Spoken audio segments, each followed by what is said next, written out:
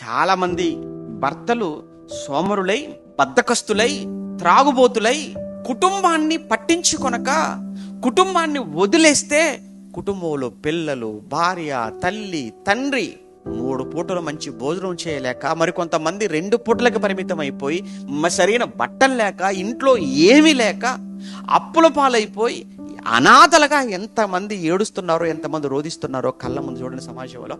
ఎందుకు అలా మారిపోయింది కుటుంబం? కాపరి సరిగా లేడు. ఆ రోజు యెహోవా నా కాపరి,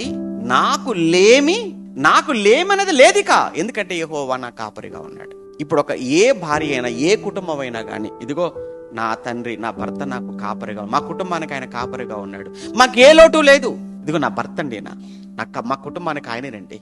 ఈ రోజు వరకు అండి మేము తిండి కోసం అండి ఏ రోజు కూడా బాధపడింది లేదండి, పస్తులు ఉన్నది లేదండి, ఈ రోజు దేనికి ఎవరి దగ్గరికి వెళ్ళి చేయి చాచింది లేదండి, ఎవరిని యాచించింది లేదండి, మాకు ఏ లోటు లేకుండా చక్కగా పెంచుతున్నాడు, పోషిస్తున్నాడండి అని ఏ భార్య లేదా ఏ పిల్లలు తమ తండ్రి కోసము, తన భర్త కోసం చెప్పుకోగలదు చెప్పండి?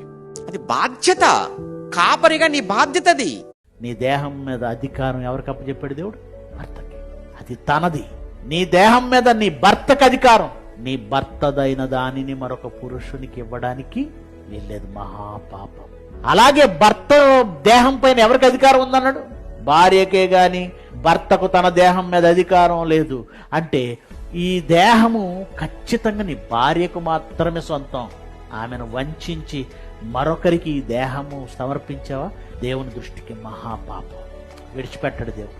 అలా ఒకరిని ఒకరు మోసం చేసుకోకుండా ఎవరి ధర్మాలను వాళ్ళు నెరవేరుస్తూ దేవుని చిత్తాన్ని సంపూర్ణంగా నెరవేర్చవలసిన వారు భార్యాభర్తలు. ఎలా ఉంటే మన కుటుంబాలు బాగుంటాయి. బైబిల్ చూడండి ఎంత మంచి మాటలు చెబుతుందో. దేవుడు చూశారా ఎంత మంచి మాటలు చెబుతున్నాడు. ఈ మాటలు నా మత సంబంధమైన మాటలని ఈ సమాజానికి చేరనివ్వకుండా, చెప్పనివ్వకుండా అడ్డుకుంటున్నారు, దాడులు చేస్తున్నారు. ఈ మంచిని వెళ్ళనివ్వడం లేదు గనకనే కుటుంబాలన్నీ కూలిపోతున్నాయి, కుటుంబ వ్యవస్థలు కూలిపోతున్నాయి. భవిష్యత్తులో శూన్యమండి అంతా కూడా. ఎవరు ఎవరికి తండ్రో, ఎవరు ఎవరికి తల్లో, ఎవరు ఎవరికి పిల్లలో, ఎవరు ఎక్కడి వాళ్ళు అర్థం కాని స్థితిలో ఘోరంగా తయారు కాబోతుంది ప్రపంచం.